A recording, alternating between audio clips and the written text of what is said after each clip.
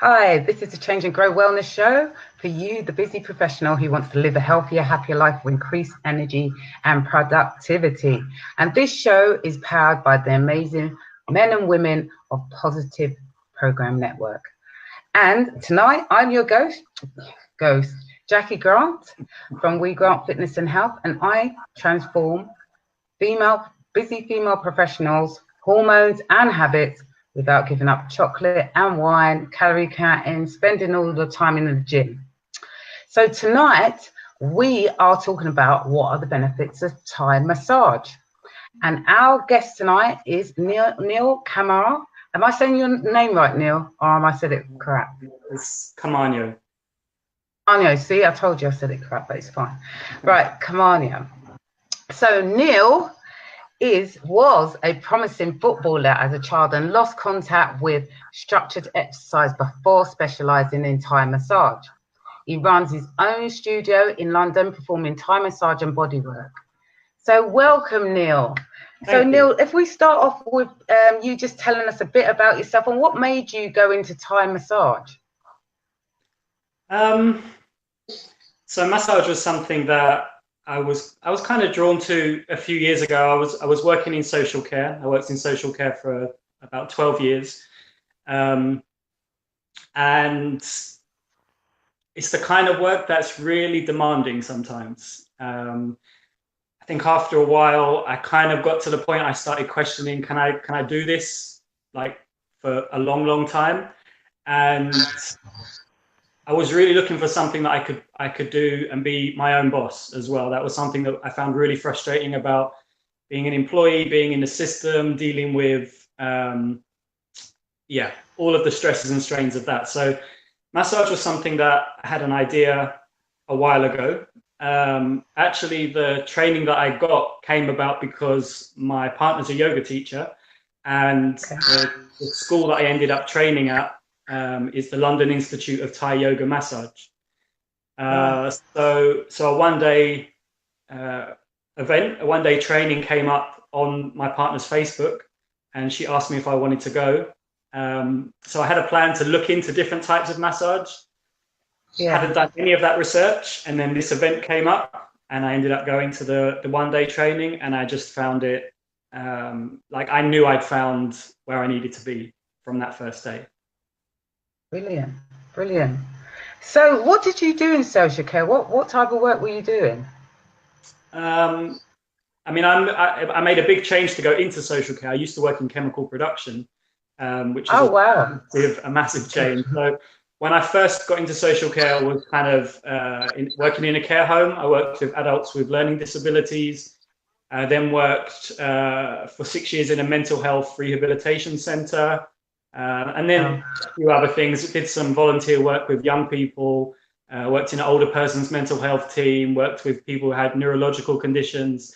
That actually kind of segued quite nicely into doing the massage, because that was my last job in social care, working with people who had neurological conditions. So working with people who had been in accidents or had strokes or degenerative conditions like MS. So actually quite a big part of my job was assisting people with their physio exercises.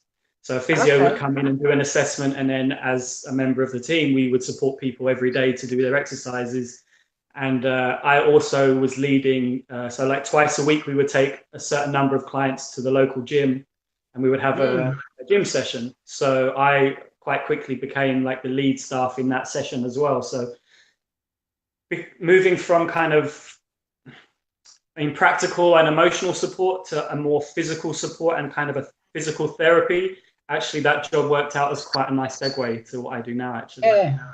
Yeah, it makes sense. It completely makes sense, the transition that you've made, actually. Yeah. So tell us a little bit about Thai massage. What is it?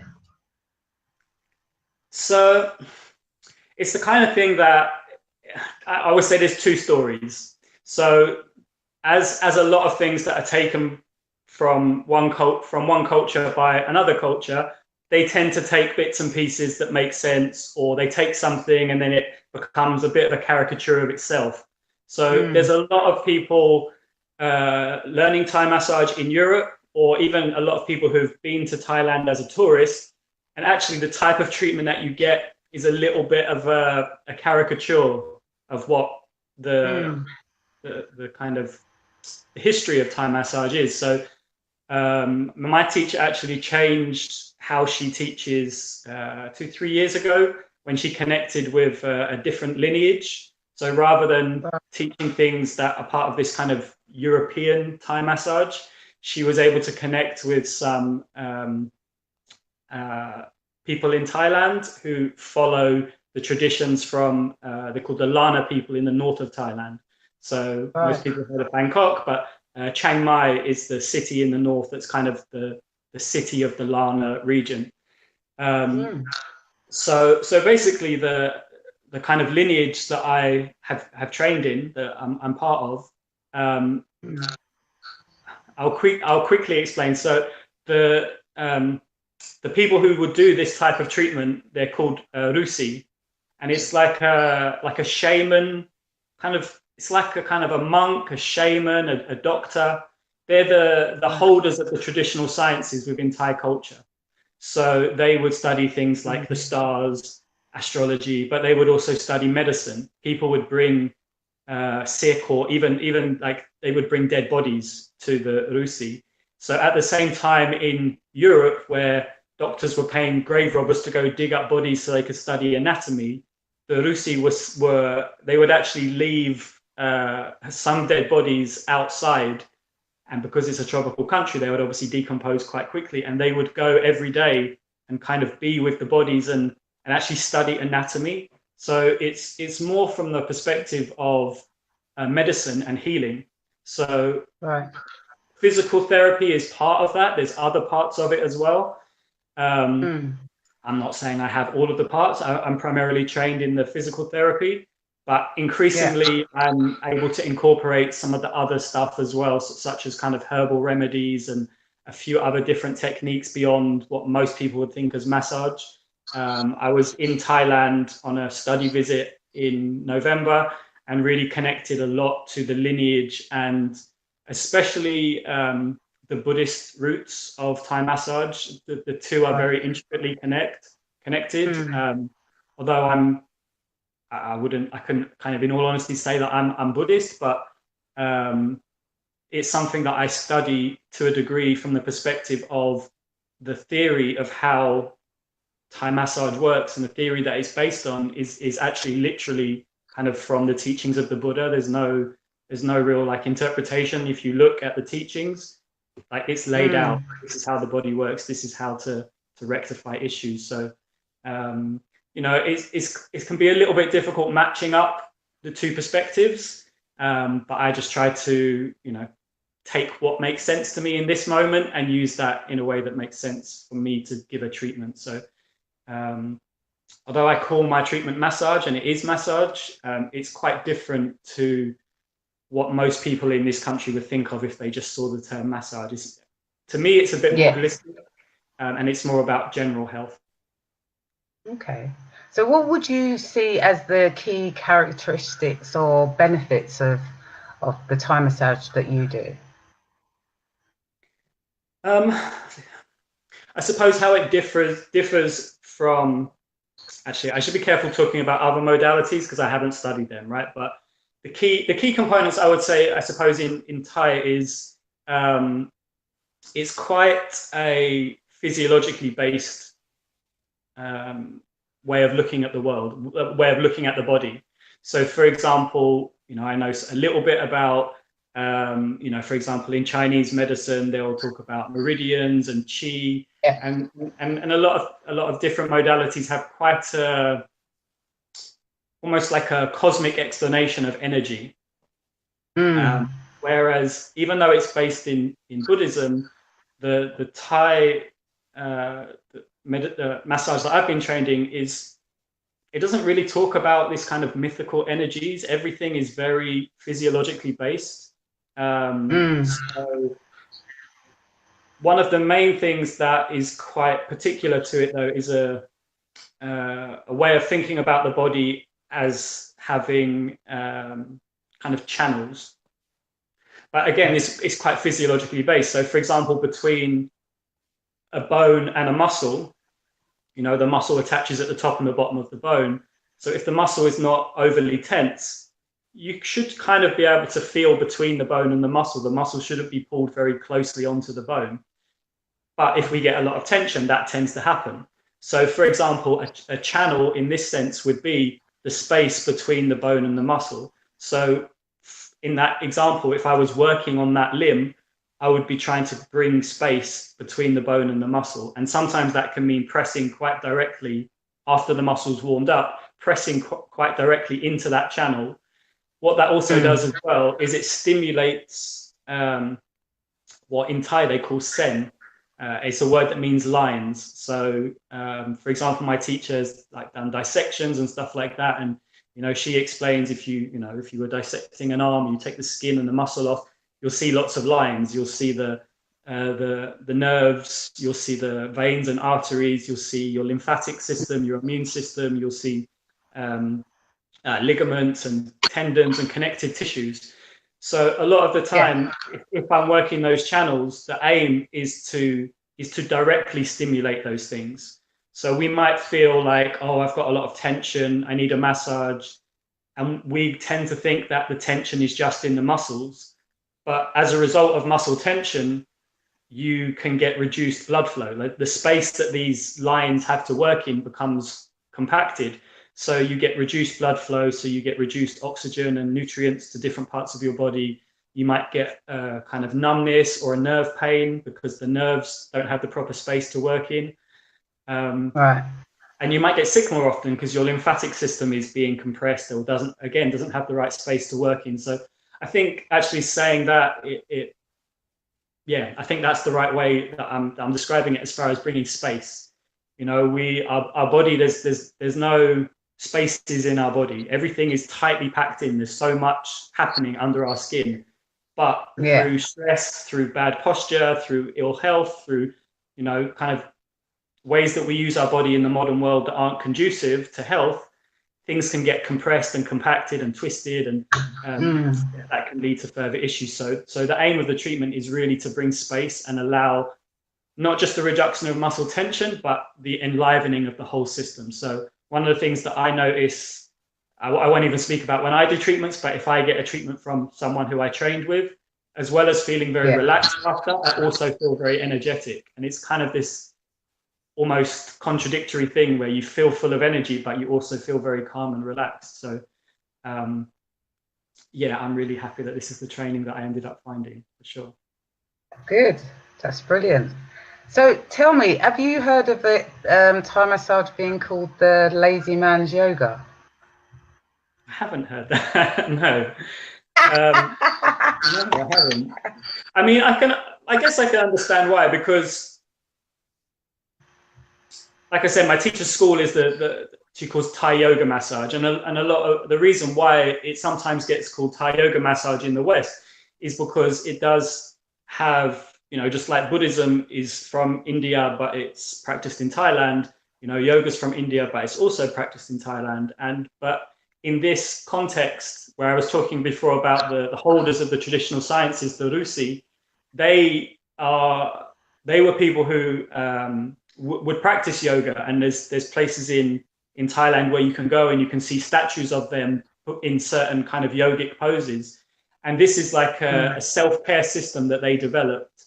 And it's sometimes called like a type of Thai yoga.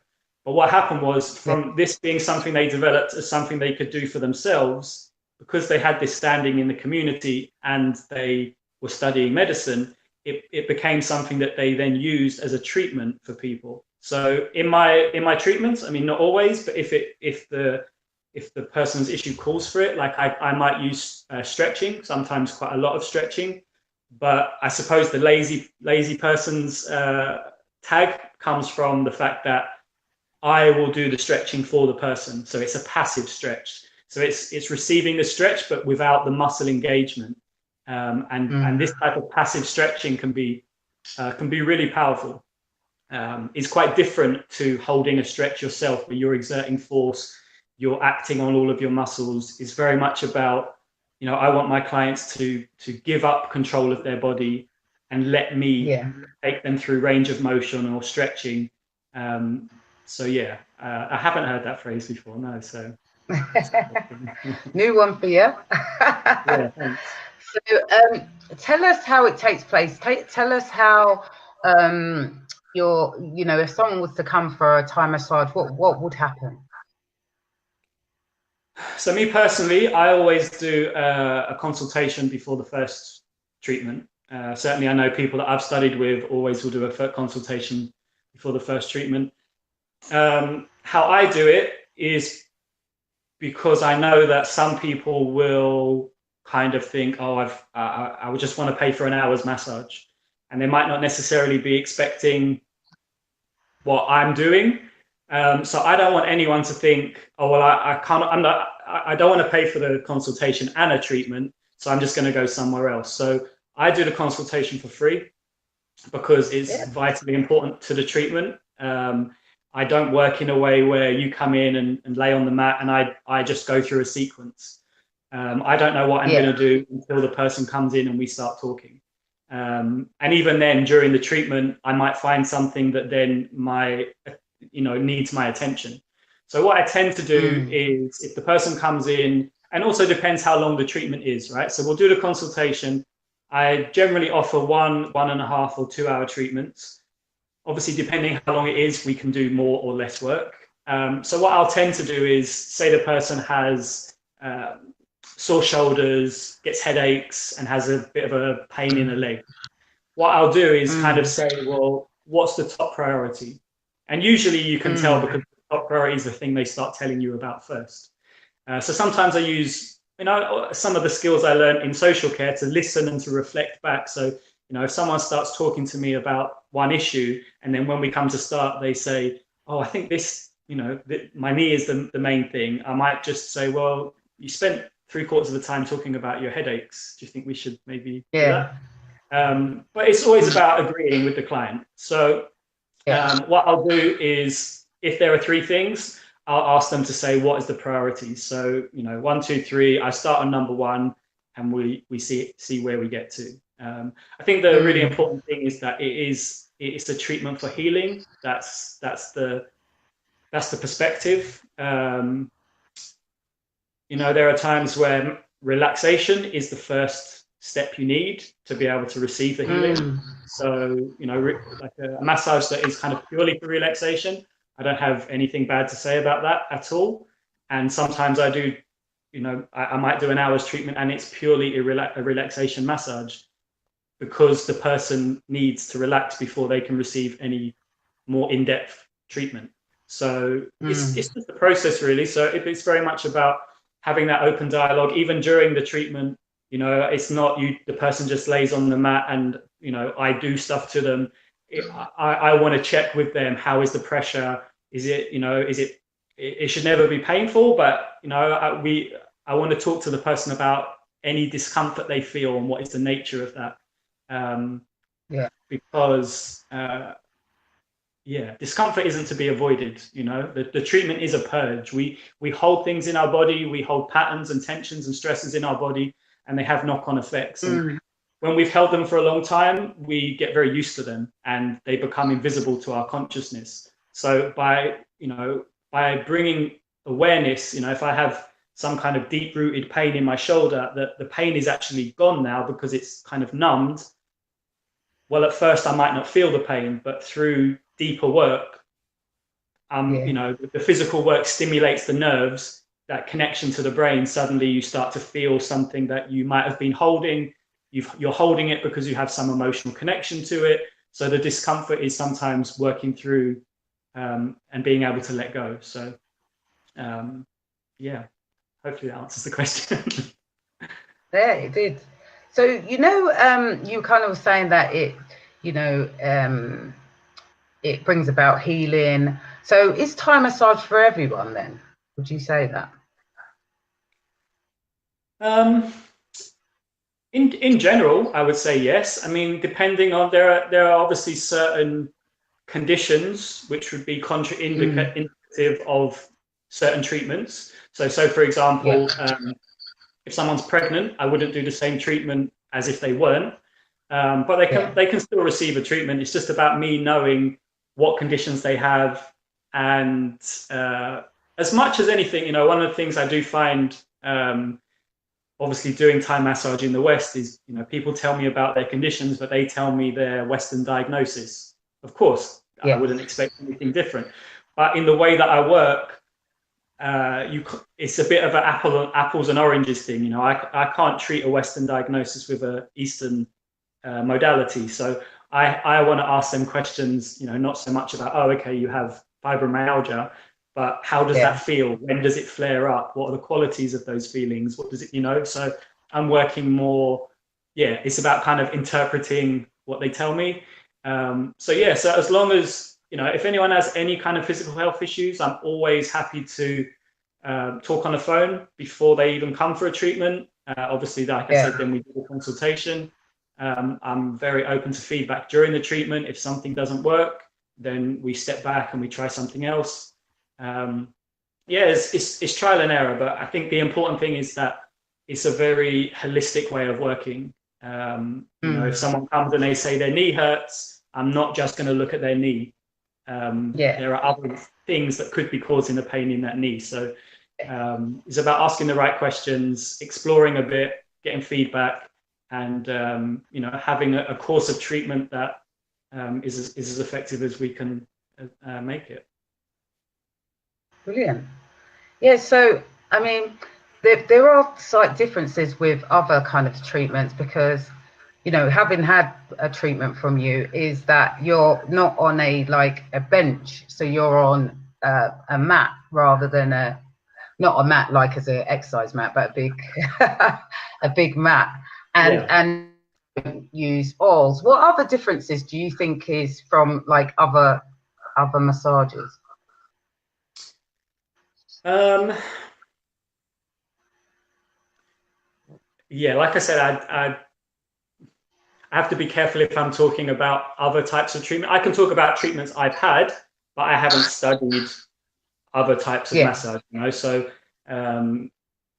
I think the training I've done is amazing, and it's very easy for me to say, oh, it's so much better than other types because of this, this, and this. But I don't know the details of how people are trained. But I think the clear differences are, like you said, I don't do the treatments on a massage table. So most people have been for a massage where you strip to your underwear, they cover you in a towel, you put your head through the little hole, and they rub oil on you. So I do sometimes use oil and sometimes directly on the skin. Well, actually always directly on the skin. I don't put it on people's clothes, but not very often. I use oils a little bit more now because I'm learning more about kind of the benefits of medicinal balms and liniments and different types of oils. So a little bit more than I used to, but generally, like you said, the treatment is done on a mat on the floor. I might ask people to lie on their front, their back, their side, sit up. Whatever, it's always a combination between what's easiest for me to work and obviously a position that they're comfortable in. And generally the person is clothed during the treatment as well. So I think one of the things that I really like about the treatment, both giving and receiving, is it allows, because you're clothed, it allows for a kind of a tactile nature that I think is actually really healing in itself. We're social mammals, right? Touch is really important to us, and touch can be very healing. And because of the way that I work, it means that sometimes there is quite there's body contact between the therapist and between the person doing the treatment and the client, right? So I don't know. I think in a way it's a bit more personal. There are other kind of, I don't know, I don't even want to get into other connotations of oil massage and stuff, but I think like I said, the treatment's on a mat, you're clothed. But I would say also that I have done treatments for people. I've had some elderly clients who don't have the mobility to get on the floor and get back up again, and I've done the treatment on a chair. So something my teacher always says is this should be kitchen medicine.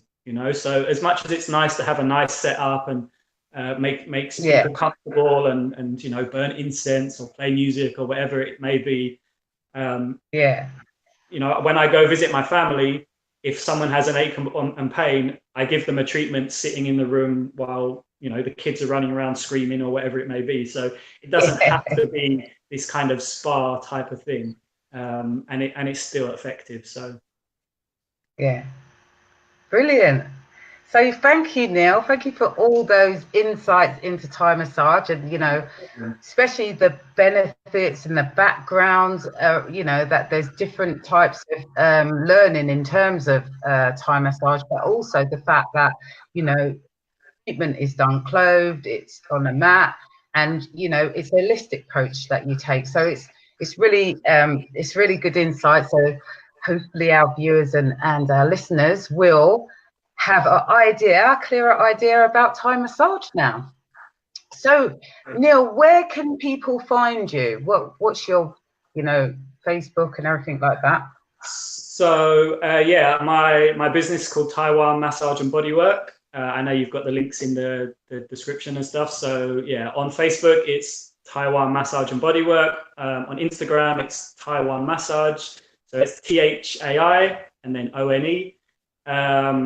Don't have a website as yet. If anyone wants to exchange expertise in building a website for treatments, I'm happy to have that conversation. I am based, my studio's in Chingford, but I do home visits across London. So, you know, I have clients I see in South London, all over. So, yeah, people can contact me. We can have a chat. If they think it's for them, great. If they don't, it's fine as well. Brilliant. That's what I do. So what freebies have you got for our listeners, our audience at the moment? What freebies are you doing? Or is it just the free consultation that you have at the moment? I do the free consultation for every new client. Yep. I did have an offer at the start of January, but yeah, we're not there now. You put me well on the spot.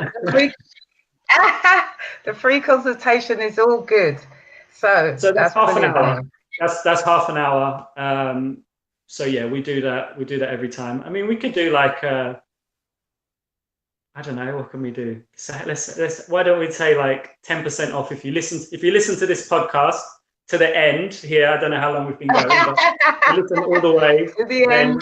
When you contact me, say Jackie 10, and you'll get 10% off your first treatment as well as. There we go. How about that? There we go, guys. You get, by saying Jackie 10, you get 10% off your first treatment and also your free consultation. So that is just amazing. So make sure that you get in touch with Neill if you need any Thai massage. If you've not tried it, definitely go to Neill. I've tried it, and actually I tried it at an event. That's where I met Neill, and my back was actually killing me that day.